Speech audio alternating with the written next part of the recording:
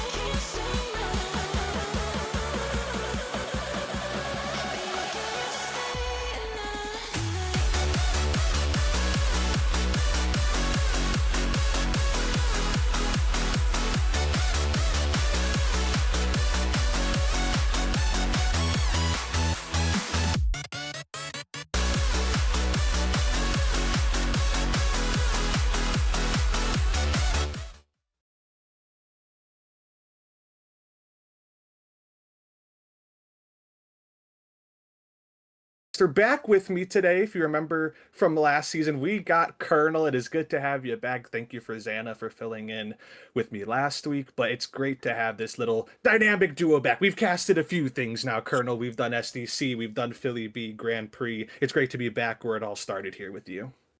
And yeah, definitely nice to be back here in the middle of week 2, and for the first on-stream showing of the namesake firing squad here on stream, taking on the Shadow Nexus for our matchup today for week number 2. Again, a bit of a rough start to the season for both of these teams, going 0-1. They did, for what it's worth, both win one of their games at the very least. So while both teams currently sit without a series win, they do at least both have a game win. So definitely some positive things for them back in week 1 in their respective matchups, but obviously not able to take it in the end. So definitely going to be interesting to see here back into it for another Fearless BO3 to see which team will be able to move into the middle of that table and which team will unfortunately stay only defeated, I suppose. Yeah, and both of these teams, I think, are kind of, you know, in different spots. Firing Squad coming into their last week, they were playing against a pretty comparable opponent in Elysium, where Firing Squad were power ranked roughly on average around 5th in the league overall. Elysium was on average around 4th. So it was tight for them to be able to, lose a 2-1 series. Maybe you could call it an upset considering that Firing Squad have their executioner in the mid lane, Hunty, whereas Elysium do not have an executioner listed specifically on their roster. Whereas Shadow Nexus, though, they are on paper definitely the lowest ranked team coming into this league. They were power ranked 10th across the board, so last place. There's some gold players on this team. I believe the highest peak is around Platinum 2 or something like that. So there is going to be a skill gap. There's going to be a skill gap for basically every single game that Shadow Nexus plays. But again, as you mentioned, to their credit, they were still able to take a game. So we're not expecting a complete pushover here as we have the draft coming through most of the way through really quickly through the bans, and then I'll toss it over to Colonel, Nocturne, Shyvana, Orianna for the Firing Squad, Misfortune, Nefiri, and Tryndamere for Shadow Nexus. And yeah, it's definitely interesting to see some of these target bans. I mean, again, like you mentioned, we're not necessarily in the highest rank of all time, right? These aren't challenger players we're talking about. So while obviously considering things like our standard meta that you would see in, your big pro regions, one of your big CKs, PLs, or whatever, definitely going to be interesting to see some more of these target bans coming out, right? You see a lot of those characters, the people who had big pop-off week 1s. I know we were looking at one of the graphics that were just posted before the game. You see characters like Kled having great games, Nocturne having great games. So some of those characters that obviously, sure, still by all means playable, but maybe not necessarily as tier 1 meta getting banned away here. Tryndamere, the one that stands out to me in that circumstance. The Kled, Nocturne both getting banned here in this game specifically. And then as for the picks, I wouldn't say there's anything too surprising here, right? Both teams pick pretty standard in both ADC and jungle. Mid lane obviously as well, just looking at some standard mages here. So nothing really too surprising in this draft for me. Obviously pretty standard for both teams. I do like this Caitlyn here on the R1 to go into this Ezreal, but obviously we'll have to see how that ends up laning, and the supports will make a bit of difference there as well. Yeah, the Tryndamere and the Misfortune were banned in every single game against the Firing Squad going back to last week. So those are definitely the two key bans there. For Shadow Nexus, they didn't have any bans against them last week. There were some E-sub situations going on for some of the teams. So this is the first round of bans that we're actually seeing here coming up against Shadow Nexus into this series. But like you said, nothing super crazy. Nocturne's a comfort pick for their jungler. The Shyvana gets played a little bit between the top laner and the jungler as well. Orianna, the most played on their mid laner Cascade, so standard stuff there. The Ezreal, Xin Zhao, Syndra gives you a strong base. If you see especially an Enchanter come through for the Xin Zhao, that is a really strong pairing. Being able to just, give that champion the extra sustain, shields, movement speed, utility, what have you, with, again, maybe something like a Lulu or Emilio or something in that vein, right, to be able to kind of buff that up. You got some good poke, some good consistent DPS if you're landing your skill shots. And then the Caitlyn Sejuani is again, I'd say relatively similar. It's just been mirrored so far. A little bit extra range from the Caitlyn and the Azir as well. Very consistent DPS with a solid frontliner to go with it. And then the Karma as well, another champion that I would have loved to have seen going with the Xin Zhao. Instead, we're going to be seeing it here, providing that same utility enchanter role for Shadow Nexus.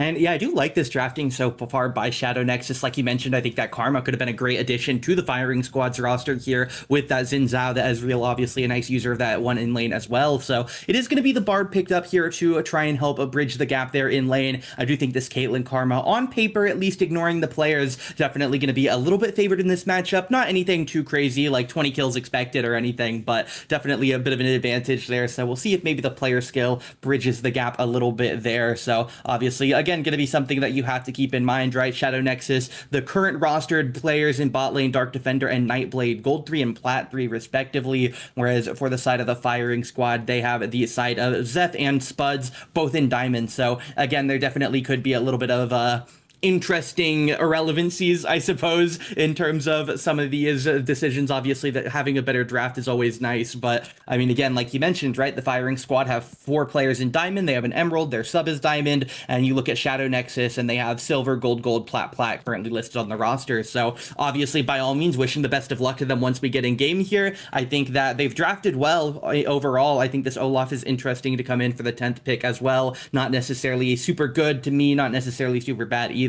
Maybe a little bit of a scary pick considering the rank disparity, which again, they should know exists, and I do think they should probably be drafting around, but definitely going to lead to an interesting game here for the side of Shadow Nexus to try and get their first series win on the season.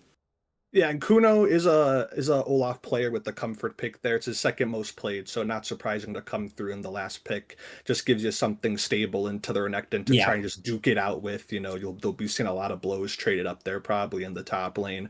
It's not, as you said, kind of maybe not the best with the team comp as a whole. You have a lot of characters who have the range. They kind of want to just keep their distance. You know, you have Sejuani, who is really good engage, but the rest of your team isn't really centered around that.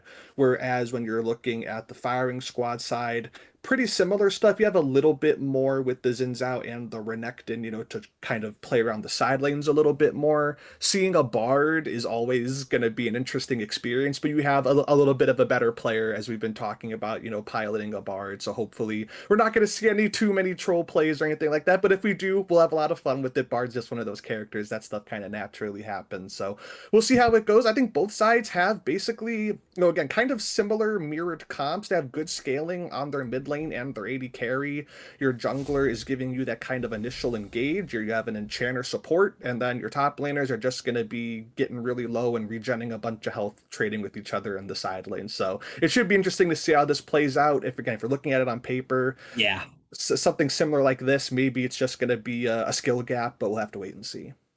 And yeah, it's definitely going to be interesting. I mean, again, if you look at exclusively the comps here, I do honestly think Shadow Nexus are in a pretty decent spot here. Again, going back to it, not expecting some like crazy 20 kill start to the game based on just the draft here, but I definitely like a lot of the decisions they made here. Obviously, again, for what it's worth, Firing Squad have a very standard comp as well. Bruiser top, Bruiser jungle, Mage mid, Marksman, Enchanter. So definitely not going to be anything necessarily too crazy here, assuming that, I guess, Bard maybe not necessarily a full-on Enchanter. He kind of has a grab bag in terms of where he is, but I guess maybe Enchanter is still the most fitting position for him. But definitely going to be curious. I do think. What do you think in terms of just the composition here? If you had to pick one, which way would you lean? Yeah, it's tough. I'd say probably Shadow Nexus 2. I think, you know, again, playing some champions like Ezreal and Syndra, you're going to be reliant on landing your mystic shots, landing your QE combos on the Syndra. Bard, again, as I mentioned before, just a champion that can be naturally kind of flippy. You have to be careful sometimes watching your ults and stuff like that. Whereas with Shadow Nexus, there's not a lot that you can screw up. Caitlyn's inherently very safe, not necessarily a dash, but a long range AD carry, Azir as well. Just in general, a very safe mid laner, has some good mobility with his QE combo. And then Sejuani, again, just gives you a pretty solid engage. You have to land it. It's not automatic, but I'd say just simpler comp to execute, not as much that you have to worry about, whereas with Firing Squad, there's a couple of things you have to be on point with your skill shots and stuff like that. So I'd probably give it slightly to Shadow Nexus too. And yeah, we'll see if it is a potential comp advantage, which again, I do definitely think still arguable, but by all means, definitely not in any type of a pit. Going into the game, at least outside of the players, we'll see if they're going to be able to fight through that adversity of that rank disparity and take down Firing Squad here in Game 1. We'll send things over to a short break. We'll be back Game 1 of our Week 2 Best of 3 here in a few.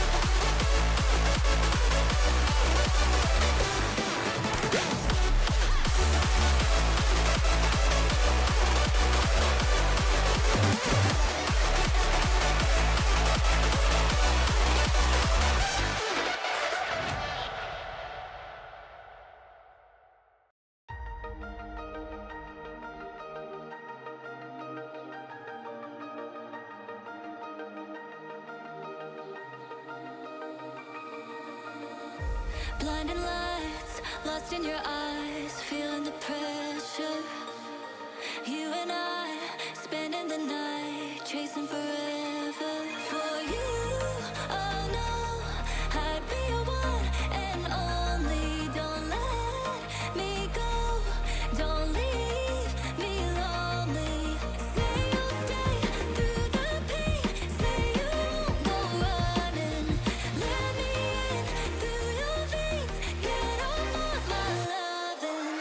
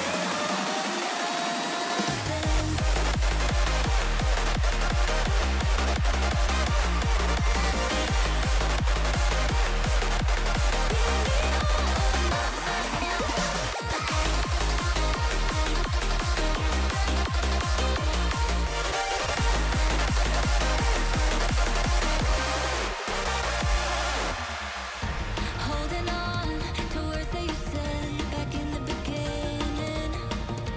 All along, they stay in my head. I'm feeling you shifting. For you, oh no, I'd be your one and only. Don't let me go, don't leave me lonely.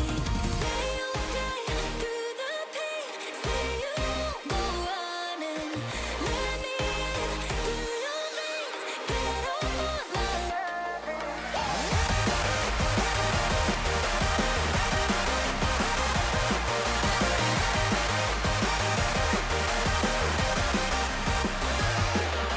Say you'll be here when your head starts to clear. When I'm drowning, just say you'll jump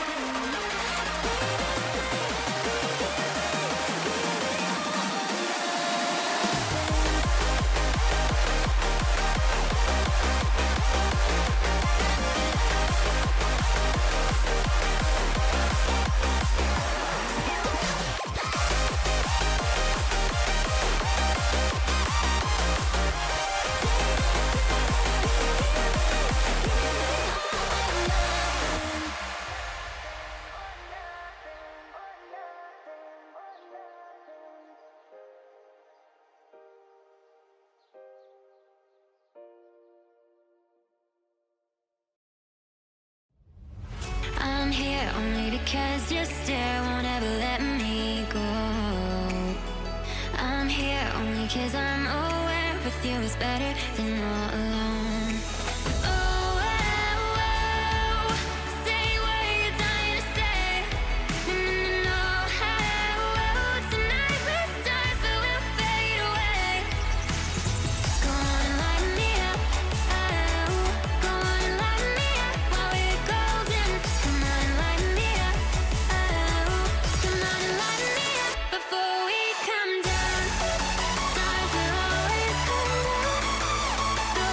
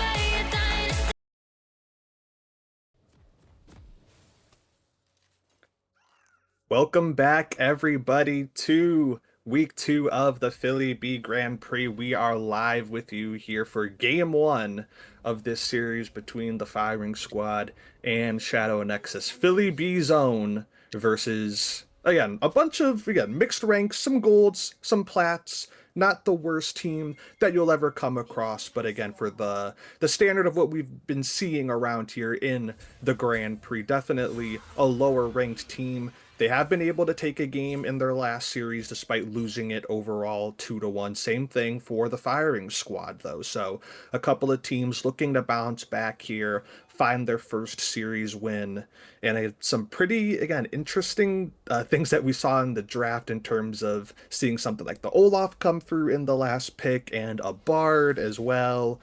But overall, nothing crazy happening here at the start of this game. Both junglers are starting on their blue side, and they'll be most likely taking that opposite route of pathing. So we'll see if that Sejuani gets active with Olaf, who's already getting active up there in the top lane against that Renekton. Try to utilize that passive, maybe find an early kill here in that lane. Whereas the Xin Zhao maybe can have a little bit of a hard time bot lane. Both of these bot lanes, again, they're double range, double enchanter. Might be a bit harder than you would expect to be able to get some kills down there, especially for the side that is going to be under the tower. You'll have to see how aggressive either jungler would want to get into a dive when you're dealing with champions like Karma, who has the shield, Bard, who has the stun, and a little health pack as well. So we'll have to monitor that situation, but for right now, we're just farming. Some good trading coming out in the top lane like we expected going back to draft. And yeah, it's definitely going to be interesting to see. I mean, again, right, there's some nice starts to the game here for Shadow Nexus, right? Kuno's doing okay in lane so far. He has a nice HP advantage, so definitely going to be in a pretty decent spot right now. Cascade here is going to take a bit of a chunk in mid. I do think that's going to be one of the most volatile spots, right? Again, I think that the bot lane, the nature of what Shadow Nexus drafted, will give them an okay position early in the game here. As you see Zeph get chunked out a bit. Very aggro there with the E, but not going to get punished too hard for it. But back in the mid lane here, Cascade, definitely going to be the player I'd expect to be in the most early game danger, considering A, the matchup, B, the rank disparity, and just the overall game situation. So I definitely think Cascade going to need to play pretty safe here to make sure Hunty doesn't get any type of big crazy early game lead. As again, you can't not bring up the rank disparities. Again, it is going to be an important thing to note here in any type of matchup of this nature. But if a team like Shadow Nexus get behind early, I definitely would be very, very scared for them in the terms of lack of potential ability to out micro, out macro, just overall in terms of getting back into a game. Not impossible by any means, but no point putting yourself into that hole if you don't need to. So definitely nice for Shadow Nexus here. They have a negligible lead, but at the very least it means they aren't behind yet. Doing pretty decent in terms of CSing everywhere right now, up in a few spots, behind in a few spots. So definitely nice stabilization here, as it will be the scuttle trade. And that's what I wanted to talk about next, because I know, again, we've been talking about just in general for sure, the ranks, but in terms of specifically who we should probably be looking at here for both sides, definitely looking at Arsend in the jungle there. He's been around the Grand Prix for a bit. He's played some AD carry. He's playing jungle for this split. And then Hunty, as I mentioned at the start, is an executioner. If you don't exactly know what that means in terms of the terminology for the Grand Prix, the cap, I believe, is normally D2, and then for the executioners, you can have up to a Diamond 1 player, and Hunty is Diamond 1, or at least was Diamond 1 at the time. Nice stun coming through from Spuds, but looks like that's going to be a trade that just fizzles out. So Hunty is the executioner, and every team is allowed to have one, but you don't have to have one. And this is not only, again, the rank gap, but there is the executioner gap in this game as well. And we'll see the action here coming from the other jungler, Echo. And yeah, looking for something here. Spuds could be in a bit of danger if this as Sej passive gets stacked, but Dark Defender just not in the area, doesn't have the HP. And yeah, as you mentioned here, it is a Diamond 3 player cap for this league, so all of the executioners going to be in either that D1 or that D2 position. The majority of them around the league in that D1 spot, but there are, of course, still a few in that D2 rank, still very solid players by all means, as we'll have Kuno. A nice trade here on to this Renekton. They trade the combat sums, and it will beat Kuno, walking away a little bit healthier. Obviously, level 6 for that Renekton can help out quite a bit in terms of trying to get ready as they to go in for the trade, and Renekton finds it, gets the level up as well, just to get rid of any doubt of it at the end. But nice combo there by him, and he will be able to get the nice start here for this side of the firing squad. I believe that's a PF zone there in the top lane. Bit of a streamer mode gap. We'll request kindly for that to be turned off for game number 2 and potential game number 3. But for the moment here, Zone gets off to a nice first blood solo. Yeah, and that was the other play that I was going to mention, that coming through for Shadow Nexus's side, if you're looking at, you know, again, on paper, who would be their best performer by the highest rank, it is Kuno in the top lane. He's Platinum 1, and he plays some of those interesting types of champions. He has a lot of Lee Sin games. That's actually his most played, believe it or not. But Olaf, as I mentioned in the draft as well, is his second most played. But it was a nice window found right there from Huff to get that kill in the 1v1. But it's going to be some 2v2 fighting down here. It's going to be Caitlyn and Bard taken very, very low. The lethal tempo coming through. Barrier going to be just enough to keep Defender alive, as Spuds had to use the heal as well to make sure that he could get out. So a couple of summoners traded, but no lives were lost in the 2v2. Spuds, he's got Ares, got Scorch ticking. Looks like he's going to barely stay alive.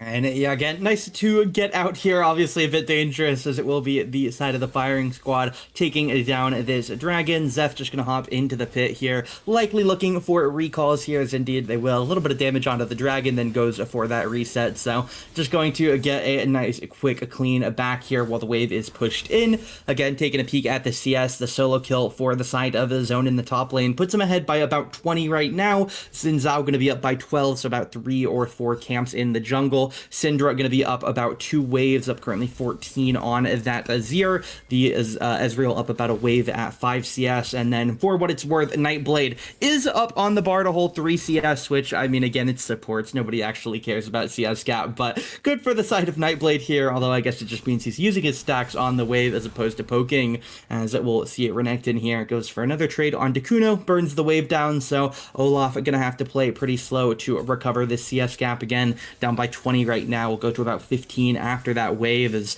Zeph aggro trade here into the Dark Defender, but not going to be too meaningful here unless Bard does go for this aggro play on the flank, as Syndra stun onto Cascade, not going to land for much, and Caitlyn gets out of the fight bot.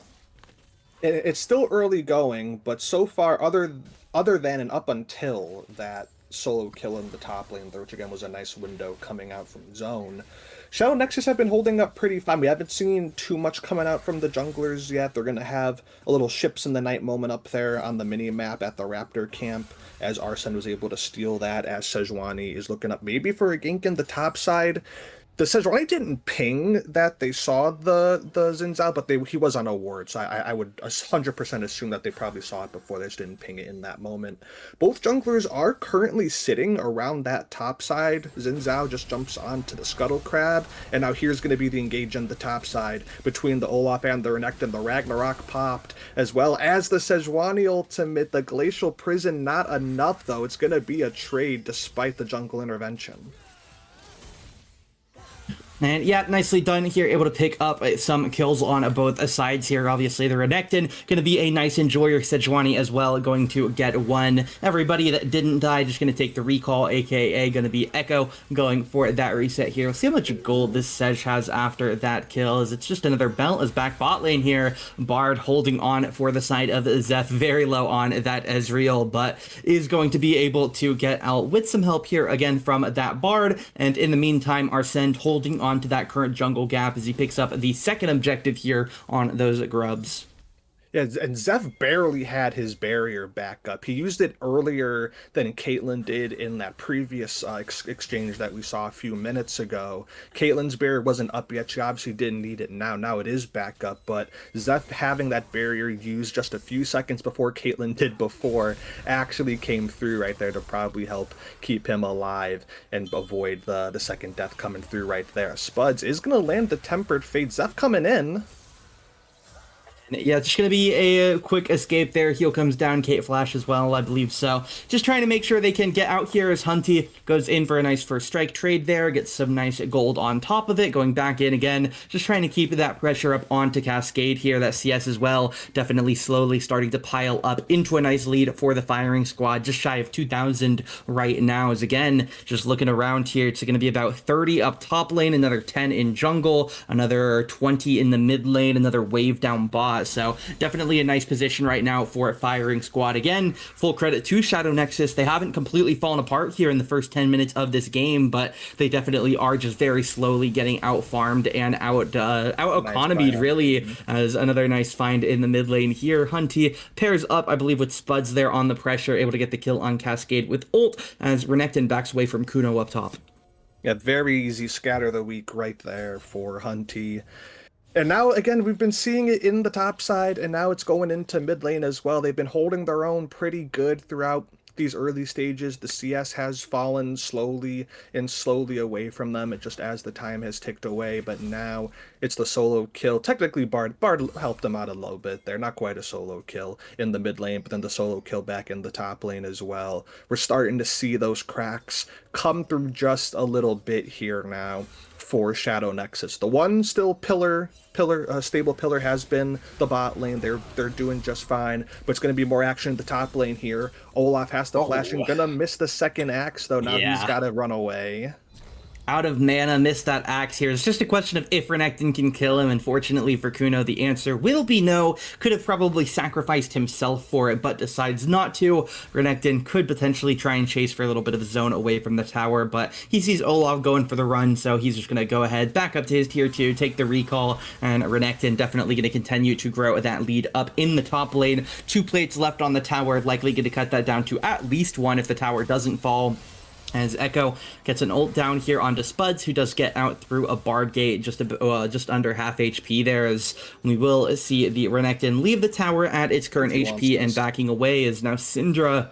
This is really dangerous here for the Shadow Nexus bot lane with 4 players lurking around for a potential dive. Syndra double stun, flash stuns them both here, and that'll be the double execute. A beautiful find by Hunty and a great follow-up by Spuds will secure a nice double kill for the firing squad here. Really, really well found. Syndra and Ezreal walk away with a kill each here, and a really nice find by Syndra, and again, the rest of the team followed up on it perfectly.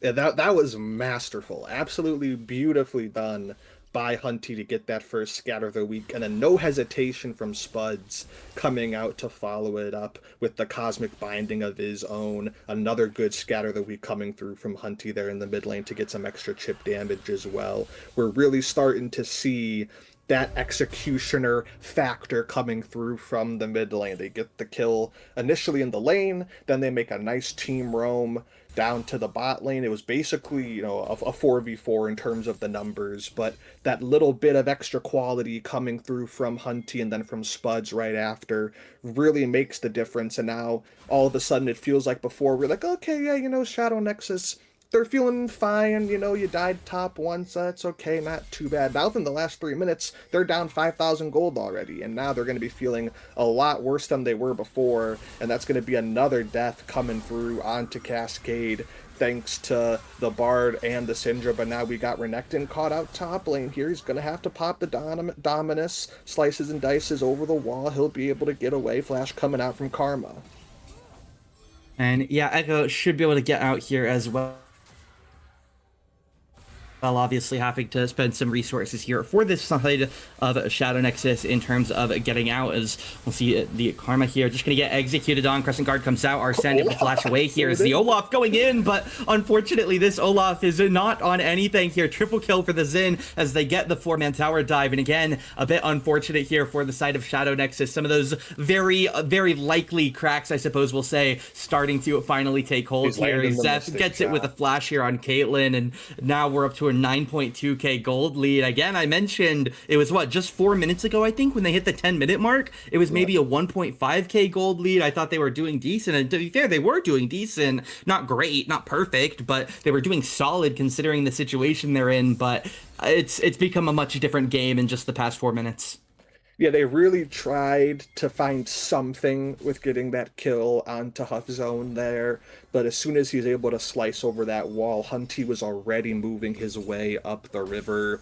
Arsend was there as well. They know that they can work out that dive as long as they don't massively fumble it. It would be a success, and they played it pretty flawlessly, dare I say. The Olaf, he ran into the team, but to be fair, he didn't really have anywhere else to go. I shouldn't be laughing or chuckling at him for that. He was kind of just stuck between a rock and a hard place, as were the other two members of Shadow Nexus who were caught out up there in that play. And then the solo kill in the bot lane. I mean, Ezreal solo killing Caitlyn, like I said, going back to talking about maybe the little bit of added layer, not necessarily complexity, but just slightly more difficult. You know, again, you have to land your mystic shots, you have to land your scatter the weak combos, but so far both carries have been doing that and then some this game, plus Spuds as well has been on point with the tempered fates, with the cosmic bindings. It really just has been a very, very impressive showing so far here. For the firing squad, Hunty has to be careful. I respect Cascade for going for that play, maybe seeing if they could catch out that Syndra going a little too aggressive. Not going to happen, though. Looks like he'll be able to get out, but Spuds was actually looking for a flank there. He's going to get caught out, potentially. Echo now going to get knocked up with the 3 Talon strike. Spuds is barely going to get out of there, as does Hunty. Potential loss for the firing squad is averted, though, as they're able to take that magical journey out of there. And yeah, we'll see it here. I mean, again, Shadow Nexus, they're trying to hold on. The gold lead hasn't gotten that much worse in the past 2 minutes. But again, that's not necessarily going to be the greatest silver lining here in the current game state. Again, 10.2k right now on the overall difference here. As we'll see, Xin just naturally has progressed into stealing camps every time he sees them spawn. So is going to be able to take away that red buff. I believe going back over here to the Rift Herald as well. Sees no reason to try and keep pressing. Again, they're going to keep going for everything they can, get the gold lead, and then look to break it down at the base. And obviously, Rift Herald going to be a very nice addition in terms of trying to break through a base. Should be able to secure you maybe a tier 3 and an inhib, or potentially break down one of these flank lane tier 2s. So we'll have to wait and see exactly what the firing squad want to do. I don't think it will matter too much, but obviously still like to see the best decisions being made regardless of a game state such as the current.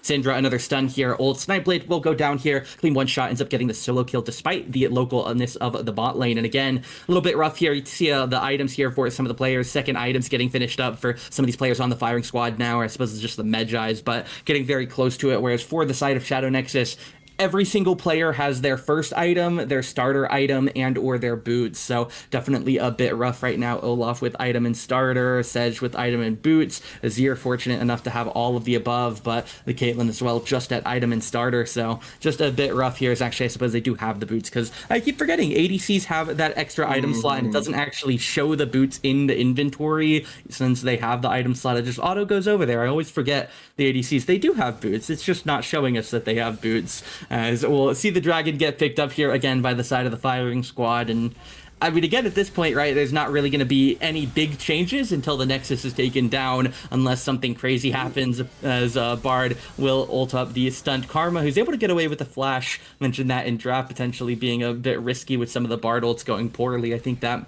might be an example of one. Yeah, but credit to the firing squad. You know, obviously, again, they're up massively ahead. Sometimes, you know, there's a thing where it's like, you know, you're thinking about, oh, okay, we have, you know, we're so far ahead. We have all of these options available to us. You know, like you're talking about the Rift Tail, like where do we want to drop it? How exactly can we get the most value from it? You know, but sometimes you just get so far in your own head that you kind of get like paralyzed by the indecision of all these options that you can do. It's like, oh, we could do this, what's better? You start overthinking things. So far, firing squad don't look like they're overthinking anything right now. They're playing really confident. They got the jungle invade onto the enemy blue buff. They immediately tried to turn that into a play mid lane. It was a nice little combo with the scatter of the week to knock the Karma back into the tempered fate. She didn't die, but you got both of her summoners out. So they're clearly being very proactive, and they obviously have no reason not to be. But sometimes, you know, again, it's also early in the game. There's no Baron yet. So there's only so much that you can do as a team and as an individual, especially, when you're this far ahead. All of the outer towers are down. You can't stay too far out in the side lanes if you're alone, because you don't want to get caught, you know, unless maybe if you're Renekton, you could outplay something if it's like a 1v2 or something like that, that Olaf isn't too scary for you. So it's really, again, just trying to figure out, okay, how can we make the best decision as long as we have, you know, again, all of these options available to us. They're doing a good job. They're sticking together mostly as 4. We're seeing the Rift Herald dropped right now, but look mid lane, Renekton is shoving that and he takes that tower. Now they have to respond top lane here. They're trying to sit around. The Rift Herald's going to take that tower down. Now the Sejuani just gets caught out too far away from her team, and as the firing squad are making these decisive plays, Shadow Nexus are crumbling. And yeah, the Herald comes down here. They're just going to start diving them under these towers. Double kill. There goes Azir. There goes the Karma. It will be the tier 3 top lane going down as Baron does spawn in the background. So if they don't think they can end now, that Baron is definitely going to become potentially a prime opportunity. Renekton taking the Hex Gate here. So I do think this is going to be the call here from the firing squad. Take a reset if they need it. Potentially reposition for that Baron. It will be the Sejuani and the Karma spawning now. Azir up in 15. So maybe not necessarily the most perfect Baron, since everybody will be alive, but when you're up 14k, I don't think that you're going to care too much about having the most perfect setup in the world. I'd expect them to still go for it here. Again, 14,000 gold right now. It's just not really going to be in any type of close conversation here. Still working on the second item for everybody on Shadow Nexus. Nobody too close to it. Whereas again, for the side of the firing squad, every single player except the support has hit that threshold already, and even then Bard getting pretty close to that second item. So it definitely just a really unfortunate mid and end game for this side of Shadow Nexus. Is again, despite being only 20 minutes in, I really do think that we are in the ending steps here of this one. Yeah, normally you don't like starting the Baron 5v5 because the jungler's up, you know, the enemy team. In theory, they can just 5-stack you. You don't want to flip it, right? But in this instance, there is absolutely no fear if you're the firing squad of starting this Baron up 5v5. Because worst case scenario is, let's say that Sejuani gets into the pit and steals it. If the rest of the team is around there and they take the fight, you're winning the fight. Like, there is no questions about that. So unless Sejuani wants to go for the suicide steal and then the team tries to hold on and just sit back, gather up some extra minions, like that would probably be the actual best outcome. But they might actually get a decent outcome here as Hunty's caught out trying to shove out that top wave, excuse me. Shutdown goes to Sejuani, a little unfortunate, but other than that, at least they got something for the Baron.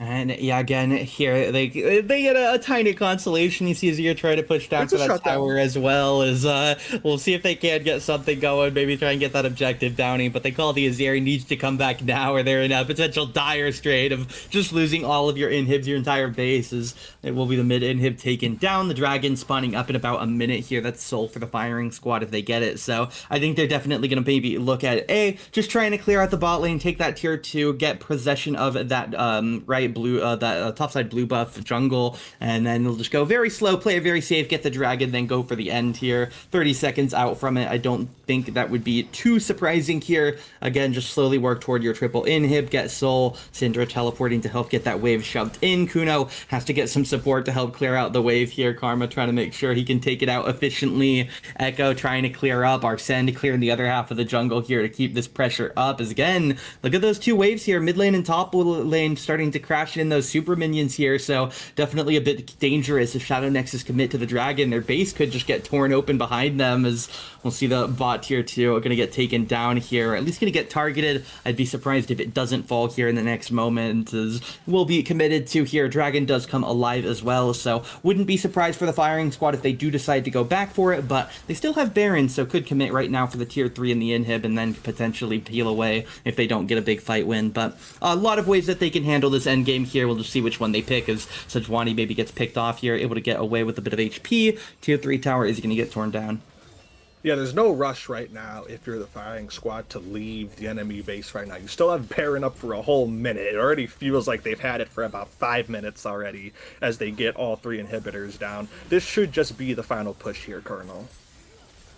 And yeah, we'll see it here again. Triple inhib officially secured. Don't even need the dragon. Likely this Baron is just going to be enough to pressure down these towers. And once there's no towers, there's really nothing saving them here. Azir is going to drop that passive down to try and support it here. But a nice stun into this as the Xin Zhao commit. Shuts down Kuno. Dark Defender 1. Cascade 1 goes down to the Syndra. Double kill for the side of Hunty. Bartle catches Dark Defender in danger. Syndra looking for more here. Goes in. Renekton finds that third kill. Nexus going to start getting hit here. The Sejuani does not go down in time. Would have died to that Xin Zhao W, but the game is ended in its place. 24-23, Firing Squad stormed through game 1.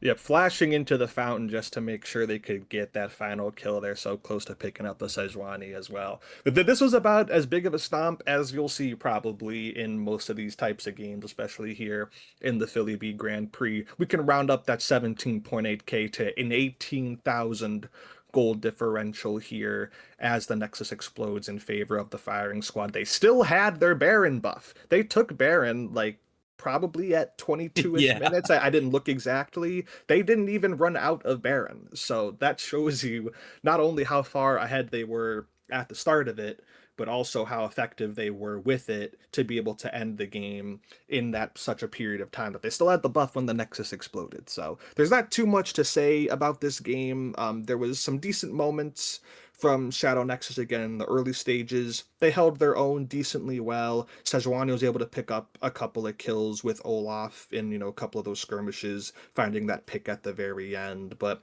that's about as comprehensive of a win as you'll see coming through from the Firing Squad.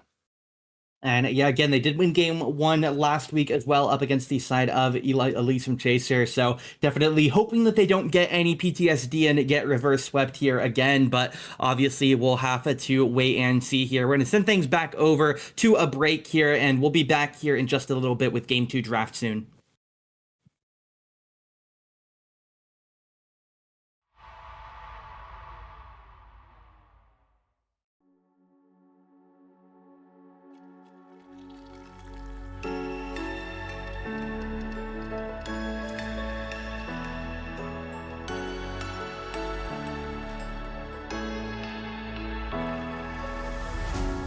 What does it mean to be happy? Cause it looks like we all don't know. Glass half full or empty. Man, we just putting on a show. Try to look to the heavens to tell us things that we beg to know. Like what did this all mean? There's no tomorrow. Oh, you know I try to find a purpose in my life to drive me, to guide me. Oh, doctor, I feel dead inside.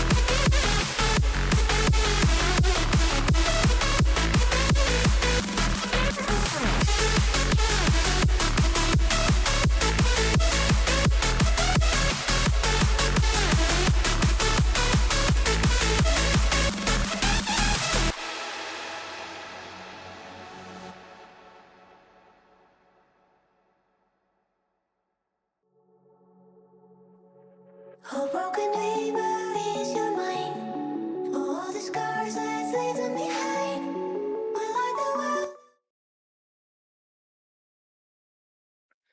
Hello, everybody, and welcome back here. A quick turnaround, luckily for everybody here. We're back to the series of the Firing Squad versus Shadow Nexus after what was a pretty thorough stomping coming through from the Firing Squad right there. Again, it's about as comprehensive and as clean and quick of a victory as you'll see, coming in just under the 24.5-minute mark. If you didn't know, as you see on your screen right now, FillyB Grand Prix is full fearless for these best of three, so you can see on your screen the Ezreal, the Xin Zhao, the Syndra, the Bard, etc. no longer available for Game 2 and also a potential Game 3 as well if we get there. So we are jumping straight into the draft, and I'm pretty sure that these are the same bans as Game 1. Again, as I said before, the Tryndamere, Naafiri, and MF are very, very standard. Tryndamere and MF going for Huff Zone in the top lane, then of course MF for Zeph. Hunty, actually the mid laner, has the most games of Naafiri between him and Arsene in the jungle. Arsene still does play it, but it is a flex pick technically for both of those people there. And then for Firing Squad, banning out again the Nocturne, the Shyvana, and the Orianna. So standard stuff here. Rumble coming through as a first pick. Pretty strong top laner there. Not necessarily from what I can see in Huff Zone's solo queue games on OPGG and the champ pool, but Rumble's just one of those characters you're going to be seeing in the top one, especially when he's strong. Very, very easy to play in the team fights. Put down your equalizer as long as you don't completely screw it up. You're going to have a massive advantage with that AoE damage and slow coming out.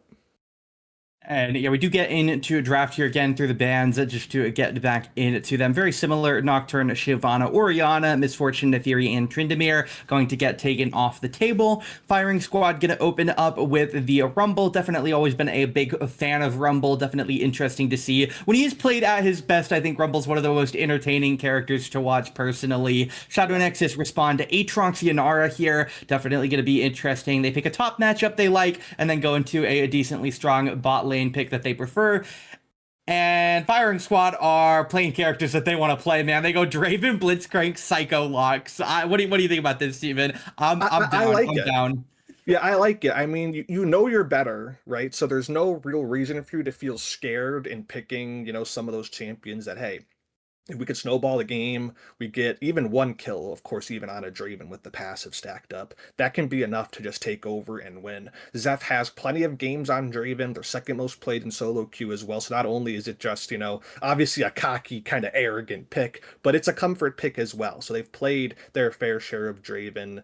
Blitzcrank as well up there for Spuds in terms of games played. So it's going to be very, very aggressive. I'm fully looking to see an aggressive jungler going down to be camping that bot lane with them. It won't be the Xin Zhao or the Sejuani, but maybe something like a Wukong, if that stays up, provides some really nice dive, can be really annoying and slippery as well. So I would look at something like that if you want to look a little bit deeper into what Arsene could play. Something like the Zac would be interesting. Maybe not necessarily the best with the AP with Rumble already locked into the team, but it would definitely provide a ton of CC and a ton of peel to be able to chain, or a ton of dive, excuse me, not peel, to be able to chain with the Draven and the Blitzcrank. And the Braum coming through as that final pick for Shadow Next, obviously trying desperately to counteract some of that hard engage coming through. Braum loves to be able to try to disrupt things like that. Braum would be excellent at disrupting something like the Zac as well coming through potentially. So could be maybe reading a little bit ahead, trying to stop a pick like that from coming through. But it's going to be a lot to deal with down there, again, especially if we see something aggressive coming through from Arsene to try to get that lane rolling. And yeah, definitely interesting to see the bans in terms of Akali Brand, Aurora, and something still pending. Galio going to be that lock away from Firing Squad. So just trying to take away some of these strong characters that could potentially stabilize this draft for Shadow Nexus here, as we'll see what they want to go on for. They have their bot and their top, so expecting a jungler here to hold that mid for last pick, but obviously still able to go either way they want with that potential flex options still in to the round realm of possibility as well. Aatrox could always move jungle. I'm sure that there are people who know how to play like Yannara mid, maybe, as we'll get Vi locked in here, and that'll very likely be our jungle pick, but I'm sure there's some EUS players that are ready for the crit top lane. Well, yeah, I loved the Aatrox shout, but yeah, that was unfortunately very short-lived for you. So I feel bad in that aspect, but it is kind of interesting just because again, you look at what the bot lane is. It's Yannara Braum, Yannara good mid to late game carry, Braum great at peeling and kind of again working against the dive that firing squad are going to be looking to have as Lee Sin gets picked. That's going to be very interesting. Not quite the same level of team fighting ability as something like the Wukong, but still will be very fitting to go in and obviously wants to get in, try to catch someone out of position, insect them, blah, blah, blah. But for the Aatrox and the Vi, definitely not on the same wavelength as your Yannara and your Braum. Your Aatrox and your Vi, they're going to be looking to get in there. They want to try to challenge you directly and start off the fights and run right at you. Whereas the Braum and the Yannara, unless we see some engaged Braum coming through, maybe some like W flash glacial fissures coming out, to get things going. I'd be down for that, but not necessarily the most standard way of playing Braum. And could maybe again, just not be the best for the team cohesion there in terms of the overall comp. Whereas we're seeing in a Who is the firing squad mid laner? Who is the firing squad mid laner? Yeah, I'm looking at the picks. I don't see a Mumu for anyone in the solo queue. Which one of those characters are they sending mid lane? Yeah, unless that's a mispick, which I guess we could. I doubt it. I feel like that. I think they had time. I didn't see it exactly, but if I had to guess, I mean, Rumble mid would be fun, but like you're playing into Vigar now. That wouldn't be as fun. Lee Sin mid would be pretty bonkers. I feel like if there's a player that, if you wanted to pull out something interesting like that, might as well be, again, one of the highest ranked players in the league. But yeah, that's interesting. I'm very intrigued to see where this is gonna go because it fits fine. Again, if you're really just trying to full send the team at SHNX, which definitely looks like is what the firing squad's trying to do. But Mumu can do that, and he can lock a lot of people down to make it even easier for someone like Blitzcrank or Lee Sin to land their skill shots and get in there. But yeah, in terms of the lane assignments, I guess we'll just have to wait and see. And yeah, they're definitely going to be interesting. I mean, I could sit here and like make an argument for why every firing squad character needs to go mid lane here in this circumstance, but I don't think anybody wants to hear me tell you why Draven should be played mid here, and we get the Lee Sin and Mumu bot lane. So we'll leave it to the teams to decide where they want to send their players here. We'll send things back over to a break here. Again, Shadow Nexus, they have a fair comp, right? This comp can't play by any means. The firing squad saw how game one went, and they decided to play the characters they wanted to play. And for their mid laner, that meant something. Rumble, Lee Sin, meant something for the we'll mid laner. But yeah, we're going to set things back over to a break here. We'll be back game 2 of our BO3 here in week number 2 here in a bit.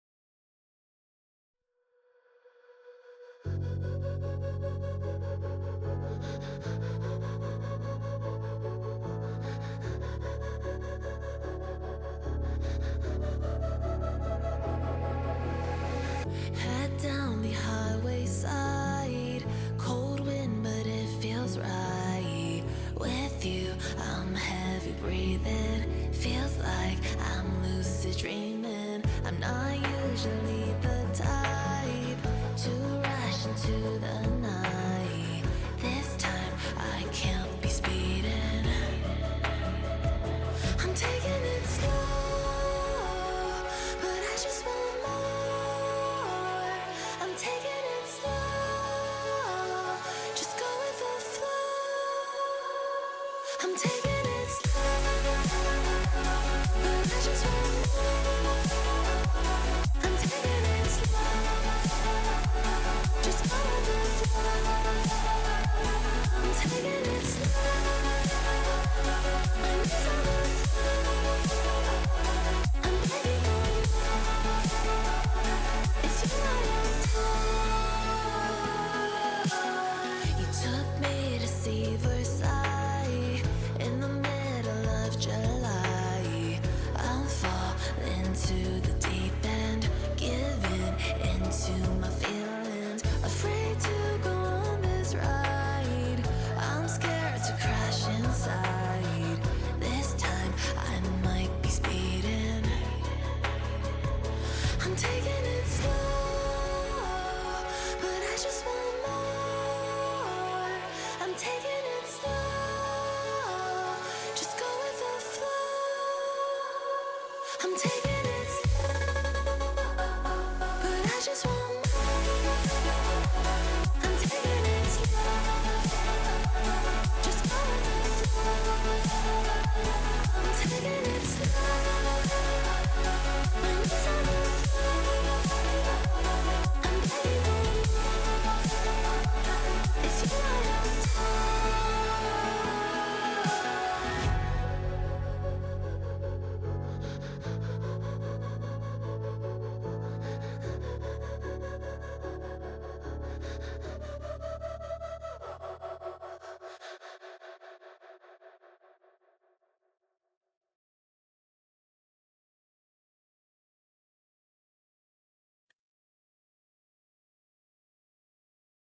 Hello, everybody. Game 2 between the Firing Squad and Shadow Nexus here. We are back on Summoner's Rift, and we have solved the role conundrum on Team the Firing Squad. It is Lee Sin top for Huff Zone. It is Amumu in the jungle for Arsent, and it is going to be Rumble mid coming through from Hunty. Now, looking back on it, it obviously, I think it does make the most sense for the Amumu to be going into the jungle.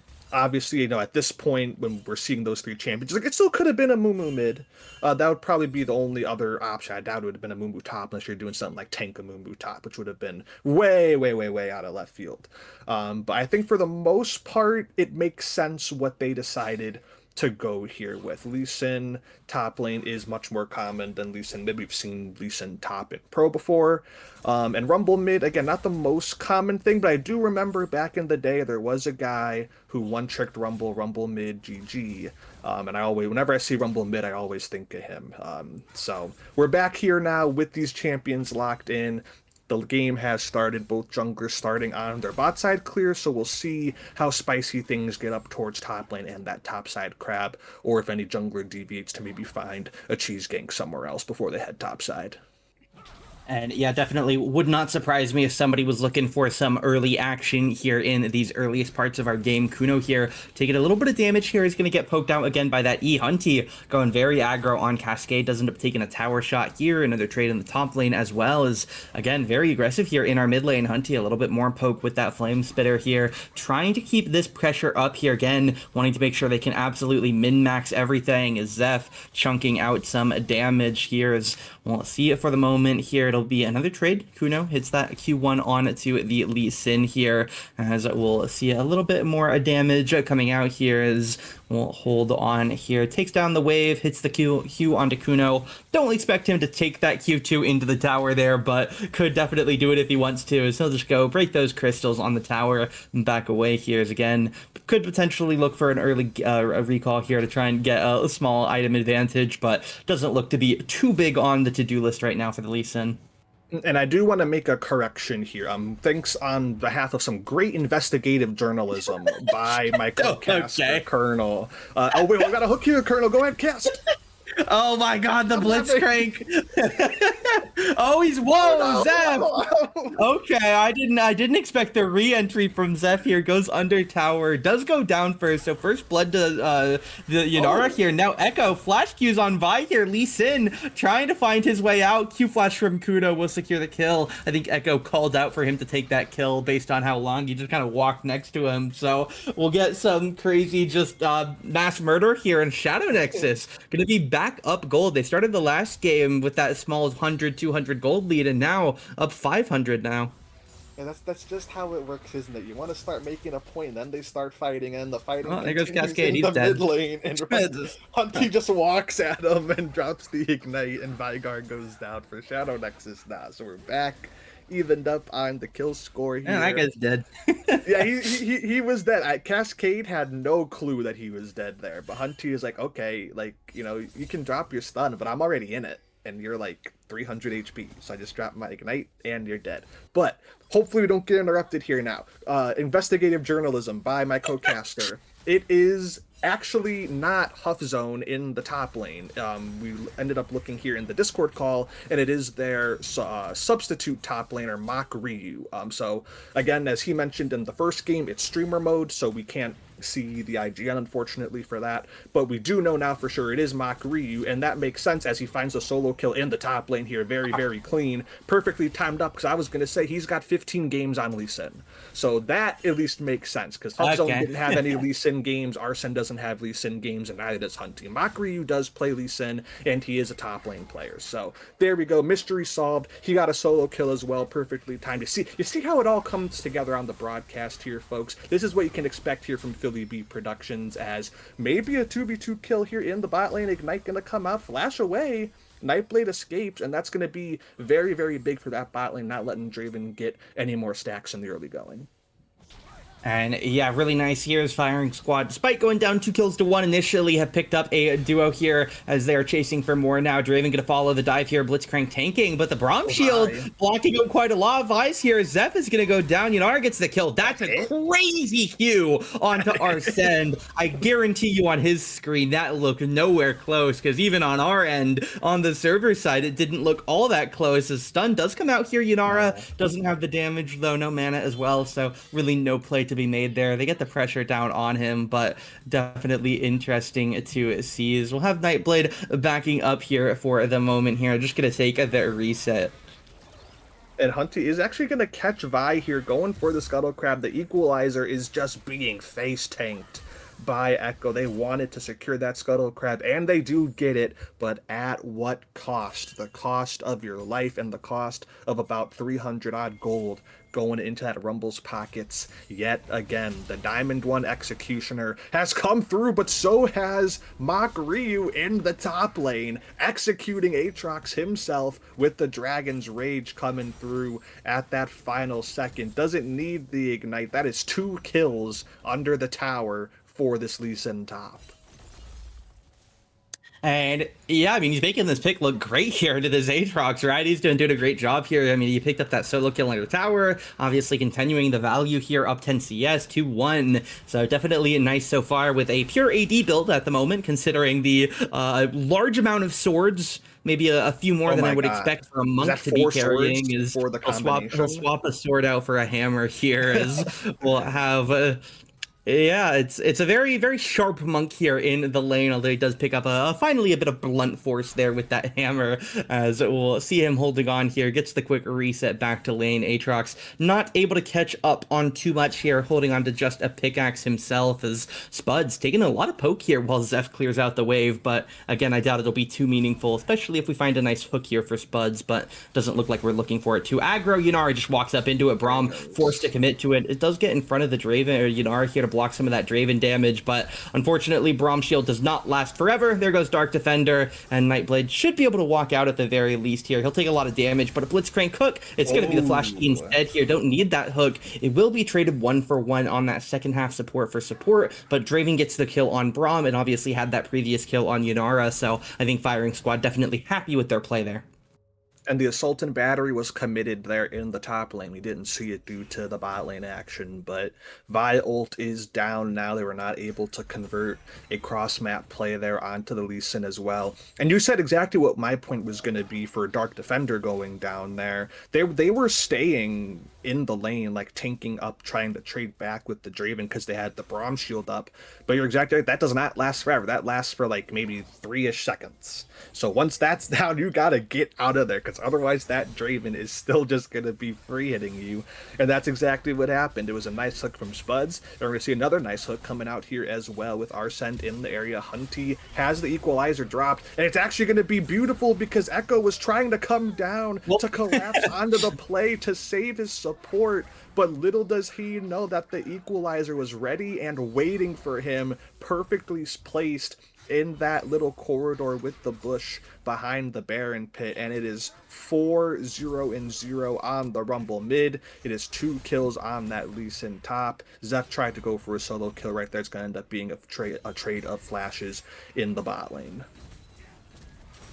As yeah, we'll be at least in here. Another trade there on to Kuno here. Not going to be anything near lethal quite yet, although it's definitely getting a little bit dangerous now considering some of the previous interactions between them up here in this top lane. Again, has been very, very bloody at times, but we'll be able to just hold on for this exact moment here. Lee Sin waiting out a little bit longer. Does have a ward set up, so we can try and get a little bit of a movement around the wave if need be. But again, right now, 3.6k gold lead, just about that 9th minute. So it is a better game for the firing squad pre-10 than that game 1 is. Again, think back to that 10-minute mark, maybe a 1.5 to 2k gold lead at the moment. Already a better position here is Kuno trying to turn something here, but it is just going to be the kick into the wall, and that is a lethal combo there by our Lee Sin here. Goodbye Aatrox, another solo kill on a play that Kuno started, truthfully, but definitely going to be another nice kill here for the Lee. Yeah, you just can't be starting that play in the first place, and you know it's not going good when your Aatrox had to rush the plated steel caps. That is not the sign of a successful Aatrox lane that is going on at that point in time. He's down 1,000 gold now to go with all of the other major threats on Shadow Nexus's team. It is 4,000 up here right as we hit this 10-minute mark. And it's got definitely a lot of feelings of game 1. As you just pointed out, not quite game one didn't have quite the same advantage that we're seeing here for firing squad already. But if that means anything, it might just mean a quicker end. I don't know how much quicker you can get than about 24-30, but we'll see if the firing squad can kind of contend for that here, as they're definitely going to be in a strong position with a bunch of champions that are going to be thriving in this kind of mid-game state as they get. Just 1 or 2 items will be enough to get most of these kills in these early skirmishes, and we see 1 more coming through from Hunty right there to get him his 5th of the game. And yeah, we'll see here for the moment. Again, firing squad just going to continue slowly nurturing that lead a little bit better. 4.5k, got up another 2 since mentioned last. Is unfortunate for Mr. Defender, as he will take another death into that column here, as we'll see. For the moment, just going to be working on this bot tower. It's definitely rough, right? They just kind of walk at the guy under tower, and he doesn't have anybody with him, as we'll have Lee Sin going for another play here onto Kuno. Doesn't have that combo, looks like there, that are just choosing not to go for anything like that flash ult, a little bit aggressive, as we'll hold on for the moment here. Zeph chunks that bot tower down to its last plate here. 11 minutes into the game, Amumu's going for the second dragon. The bot tower surely going to fall here at the aid of this double wave worth of casters. Yanara on the way, but too slow. Braum the same position. Vi looking for a play top lane, but Lee Sin a higher level than both of them. He's up 5 total levels on the 2 players, but that 1 player difference going to mean the world here. He does find the kick combo onto Vi, backs away here, and he's waiting for those items. If that Eclipse cooldown comes back, he can get the shield and re-engage here, but he will just go back to that ward here, drop another ward hop here, as Lee Sin should be able to walk away here. Not going to look for the re-engage here. Kuno still a little bit scary, even if not the most terrifying. Still at only a pickaxe worth of AD. It's combined, I suppose, with his 2 tier 1 swords, but definitely nicely done here, as I not too sure what directed cam is looking at there, but as Nightblade heads over to the mid lane, it will be the Vigar getting picked up and stunned up for a death. Yeah, if that resonating strike hit by Mach Ryu there onto the Aatrox. I was for sure that he was going to die, but it missed. So it just ends up being a 1-for-0 in the 1v2 instead of a potential maybe 2-for-0 in the 1v2. And it looks like here in a potential 3v2, Hunty is going to start this one off. Equalizer going to get the damage down initially. Down goes Dark Defender with the ultimate coming through from Draven there at the final second. Braum falls as well. The bot lane tries to go mid lane to match with their tower falling, but there's nothing that they can do. They are completely hopeless, as it feels like is the rest of this game for Shadow Nexus here. 10,000 gold down at the 13-minute mark. I can't say for certain. This feels like about the same time. Maybe it's a little earlier so than when they hit it last game. But it's another hook from Spuds, and unfortunately, if you're the firing squad, he's gonna get away. But Spuds gets away as well, so it's fine.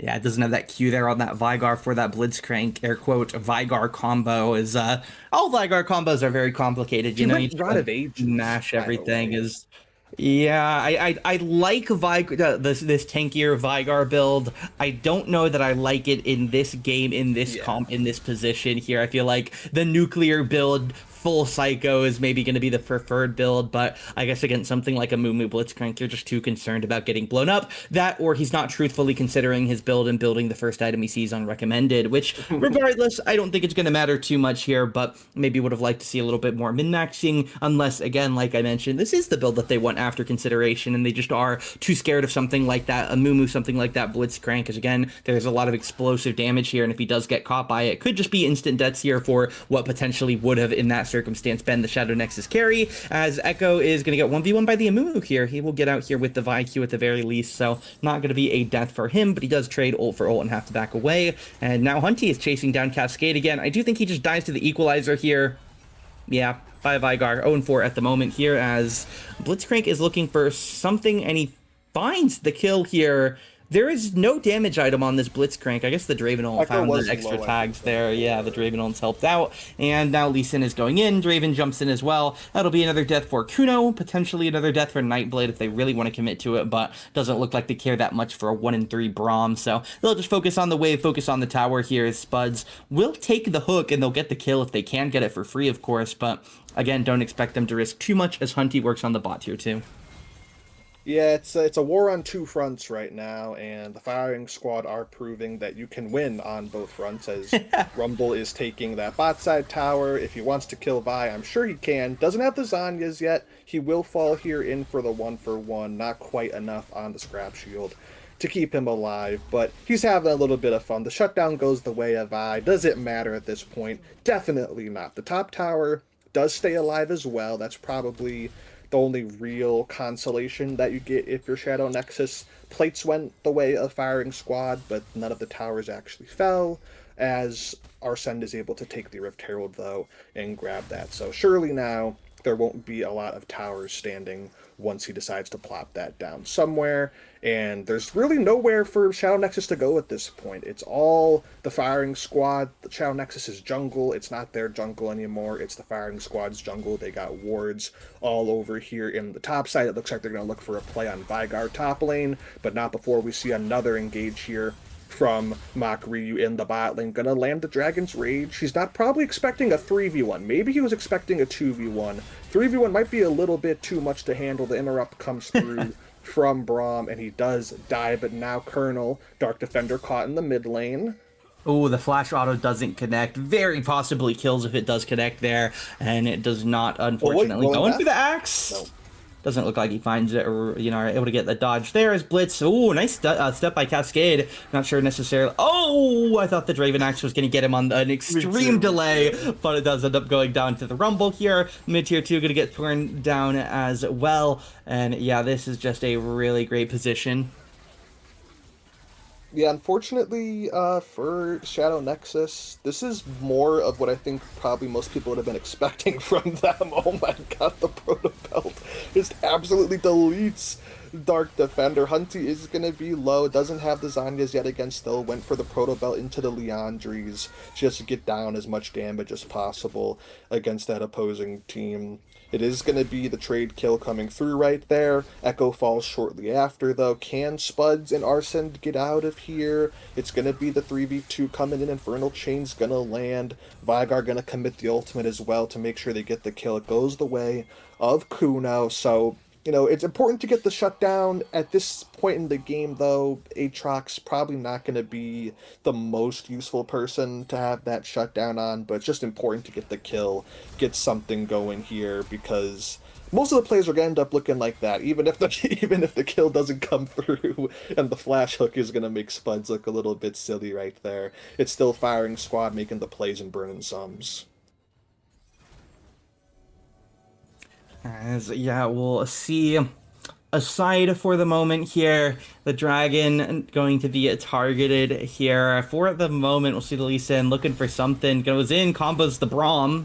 He takes absolutely 0 damage after the combo. An absurdly low amount of damage as Blitz gets the hook here. And now MG just flashing in on the Rumble here. Burns Vi to death. Kuno's going to fall as well. And that is a really rough position for the moment. Nightblade going to get chased as well. Will be a death for him here. And I mean, we knew this was going to happen, right? At some point, the game would just completely flip as the moment is now. Spuds going in. Cascade able to dodge out the Lee Sin Q. But the Blitzcrank combo will shut him down here. 28 kills to 8. I mean, again, we're just waiting for the Nexus to end at this point. Yeah, it doesn't quite feel like a sub 20-minute end is possible with the way that Lee Sin is playing it. But they have the Rift Herald, so I mean, if Mach Ryu came mid, I think they definitely can end. But it doesn't look like they want to commit to that. They're just going to end up trying to spread the love around all of these side lanes. And then, of course, inevitably, once the Baron comes up, you feel like the game will be ending at that point. But for right now, it's just a little bit too early for them to want to try to throw the house at ending the game right here. So, Colonel, I want to ask you, how was your day? We haven't talked in a while because we haven't been casting together. I think we casted SDC together. There was, I think, maybe the SDC quarterfinals or semifinals back a while ago, but it's been a while. It's been a bit, even just in general, since I've been on the casting desk, since my collegiate semester ended. I've been accepted as a caster for a couple of different events that have been canceled for, we'll just say, multiple reasons. We won't get into why some of those events have been canceled, but regardless, I've been trying to get back on a desk for something, and fortunately I was able to hop back on it here with you here at TFS. Is obviously always love seeing some fun chaotic games, and this is certainly no exception with the 12 kill Rumble mid lane here for Hunty. Definitely showing back a nice opposite, not necessarily, I don't know how he played in week 1, but considering the team lost in week 1, obviously very happy here to be one of the big carries for his team. Obviously game 1, 7 kills on that Syndra. This game almost doubling that right now on the Rumble, and they have a few more team fights to go, at least one more team fight to go before they can end the game. So definitely in a nice position here to try and get back into, again, maybe that double kills, but regardless, they're going to win the game here. And even if it is against a weaker team here, always happy to get a win in a competitive season like this. As we'll see Echo get jumped on here, will be the kill for the Draven with that ultimate, gets the passive proc.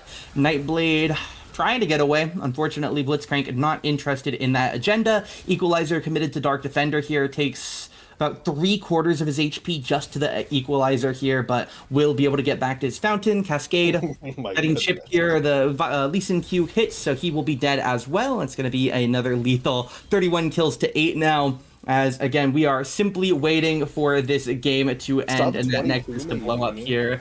Yeah, it'll be in this 21st minute here, undoubtedly Spuds. They're just chasing down to Fountain at this point. Echo on the respawn, Blitzhook misses. There goes Kuno. It'll be targeted now. Vi goes down. Dark Defender, the next target, flashes back to Fountain. Braum alive to tank for him. Zeph should go down here.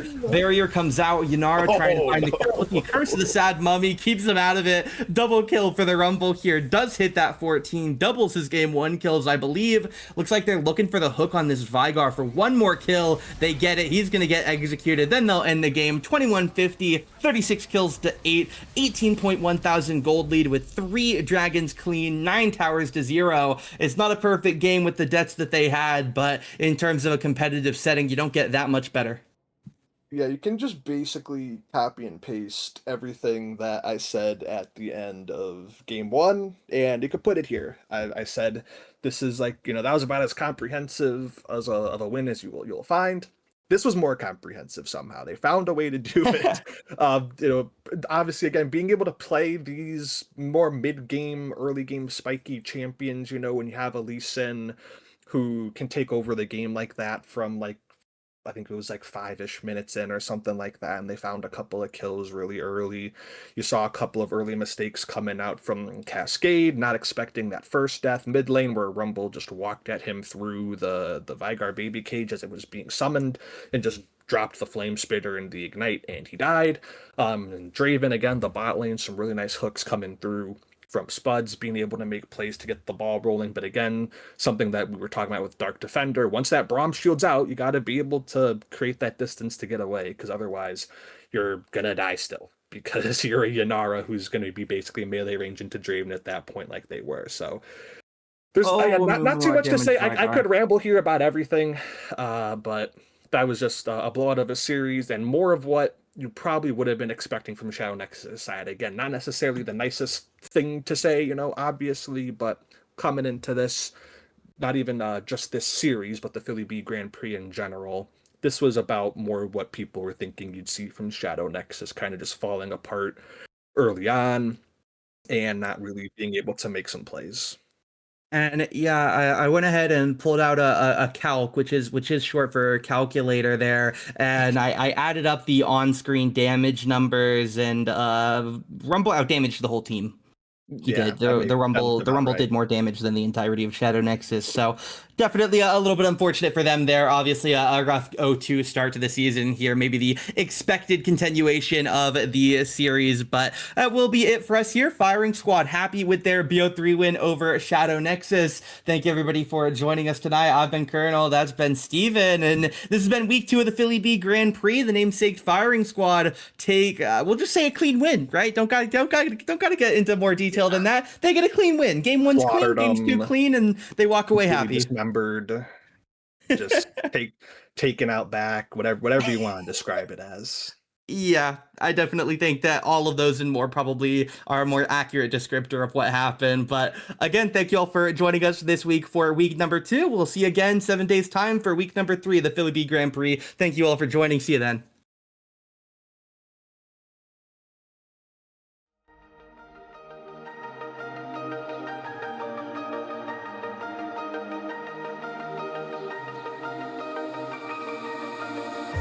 Blinding lights, lost in your eyes.